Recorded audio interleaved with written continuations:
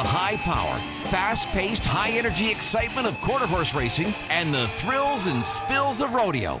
This is the Full Quarter. Coming up on today's show, a classic finish to a classic race.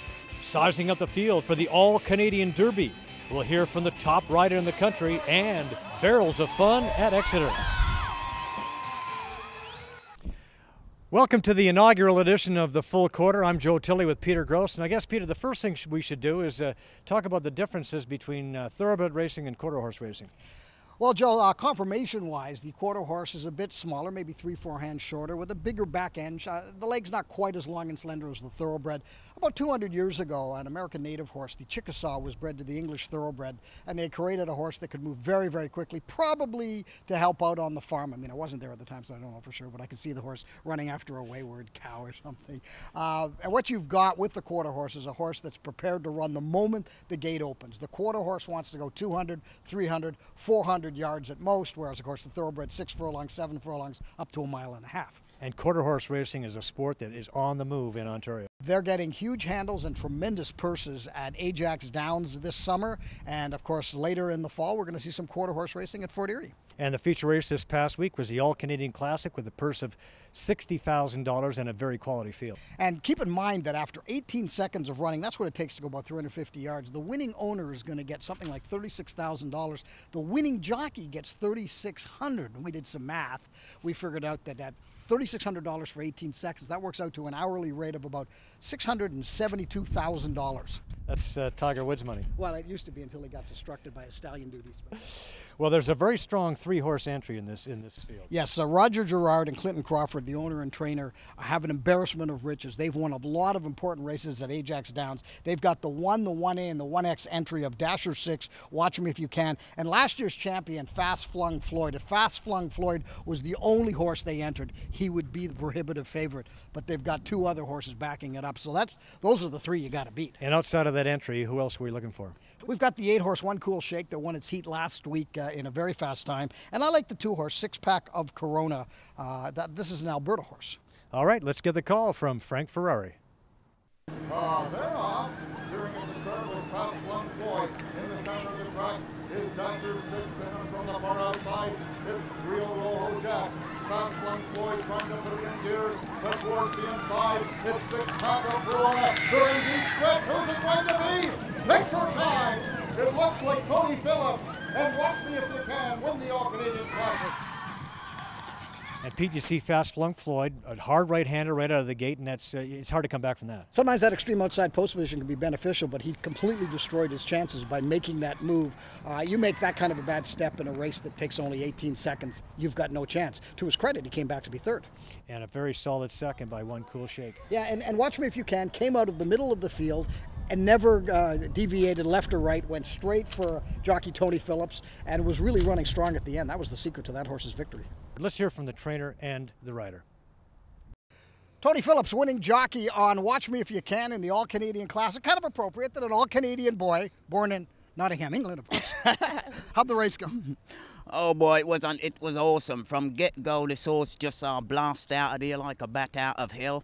I just held him and just waited, and then he just kicked on in the last run. He saw the other horse coming, and he was just brilliant the whole way. Like, I couldn't fault him at all. I mean, I want to jump on a cloud right now, you know. I mean, you're pretty happy about this, huh? Oh yeah, well, Clint and Roger phoned me up and asked me if I want to ride one for them, and I was over the moon about that already. So when I got the ride, and I thought, well, I'm gonna do my best, and I thought my best bet is to get in front of that Fast Flung Floyd first. And then I know if I had him, you know, he might not get back. So he helped you by making an abrupt right-hand turn out of the gate. Well, I figured that was going to happen. But I mean, you know, Watch Me If You Can. You might have looked at the form and said, this is the 3rd best horse in the entry. Did you feel that way? Yeah, I did. But on the form, but I thought he was the best horse. Well, at the end he was. He was, and so he done brilliant, and I couldn't ask for more.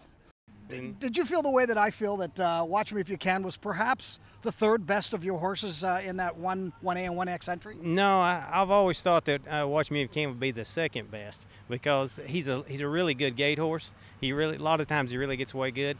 Dasher 6, she don't break so sharp, she has to make a run at them on the end, you know. And that's the way it's been for her the last 2 years. Fast flung Floyd got away terrible today. Yeah, what was that all about? I don't know. He was standing good. He wasn't acting like he was distressed about nothing. And when they kicked him, he just kind of jumped out of there. And I don't know if the ground broke or what, but he slipped out to the right. He was going to go and make a bet in the mutuals. He was so far right. Yeah, he gave him a pretty good head start. He tried to make a run at him, but when you're running against these kind of horses, you got to leave on top. First and third, though, that's a pretty fair chunk of the pool. I'm excited with it. Peter, what a contrast among accents. You got Tony Phillips from England and Clint Crawford from Oklahoma. That was good. Tony Phillips is a real character. I love it when he wins because he's a riot in the winner's circle.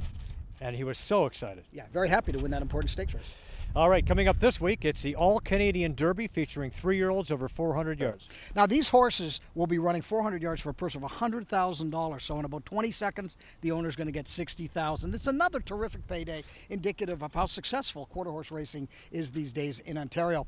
They had heats to qualify for this race, and I got to tell you this, the slowest horse qualifying for this race ran its heat 36 hundredths of a second slower than the fastest horse. In other words, less than 4/10 of a second. That's like the blink of an eye. Yeah, really. What can you do in 4/10 of a second? Well, in a quarter horse race, a lot can happen in 4/10 of a second. All right, let's hear from some of the principals.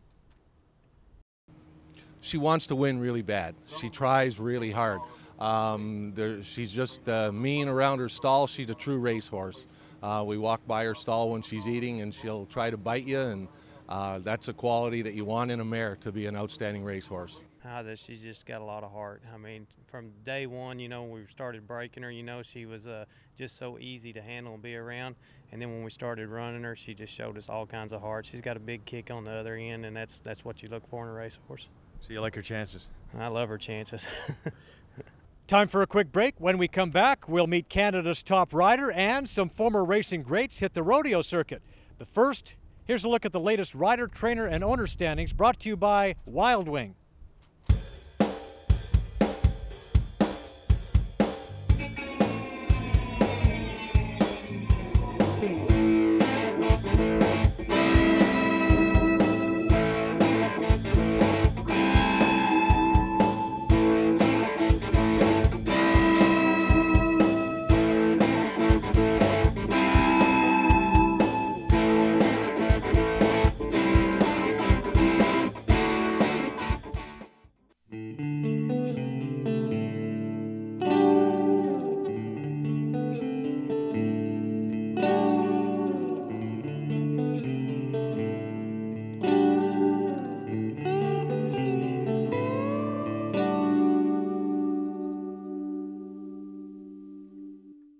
And they're off. We are stepping up. Hi, I'm Dave Duvall with your track tip. How are odds made? Odds are based on the amount of money wagered on a race. All odds are based on the money bet on the horses to win. A horse's individual odds result from taking the amount of money bet on the horse divided by the total amount bet on the race. Wagers in the other pools, such as place and show pools or exotics, do not affect the odds shown on the tote board. And the morning line odds published in the racing program are only a prediction of how the track handicapper believes the public will wager. A long shot or a horse with high odds will pay more money if it succeeds in finishing in the top 3.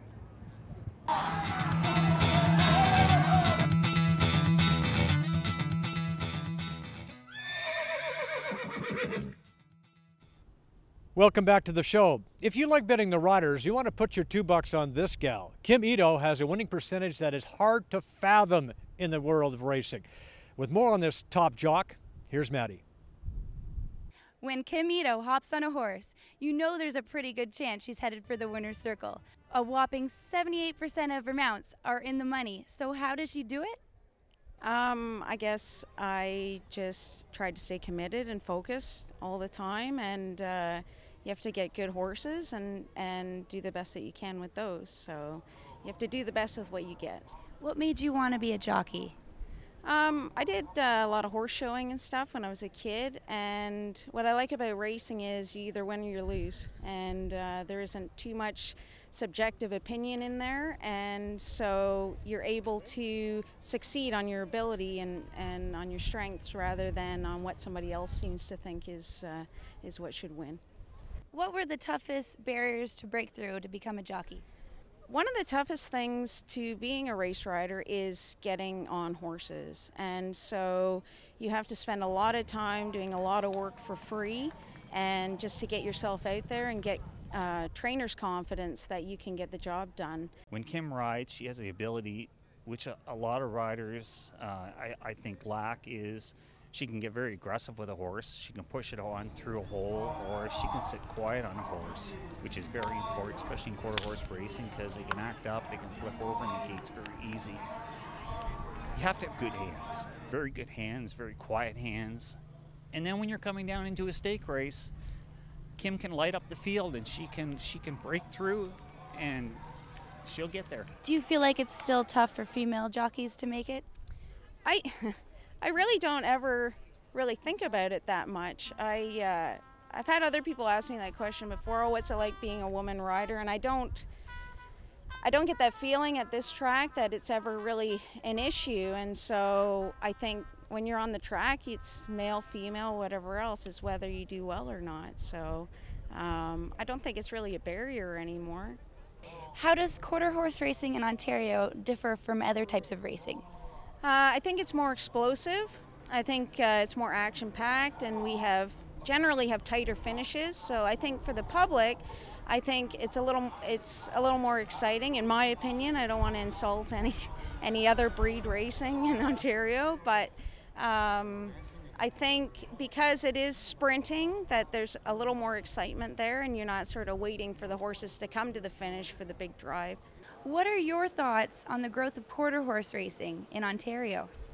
I think it's great that especially for owners and trainers, because for such a long time there wasn't really adequate purse money to really fund having a racehorse in training for quarter horses anyway. And so now that the industry has grown and there's more money there, actually owners and trainers are actually able to make a living at this, or even at least get a return on their investment to a certain degree. And so that's great, because without owners and trainers, riders wouldn't have jobs. So what would you recommend to new riders who are hoping to become jockeys in the future? Just stick to it, stick at it all the time. You have to keep coming to the track week after week, like I said, so that people can see you and they can see that you have ability.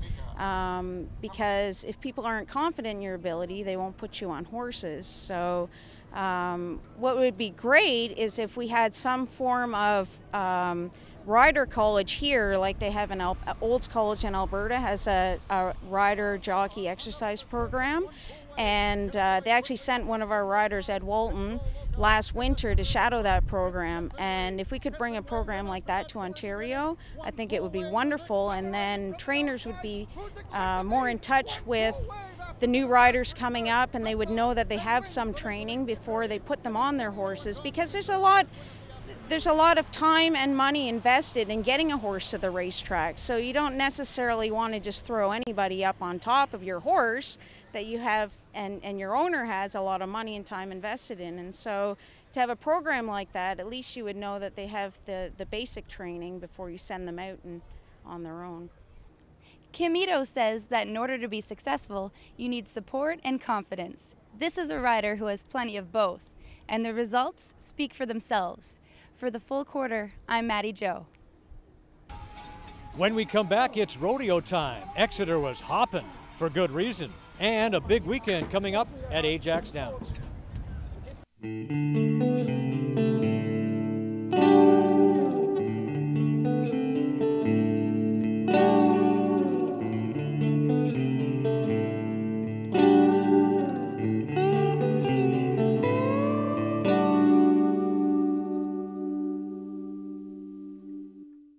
And they're off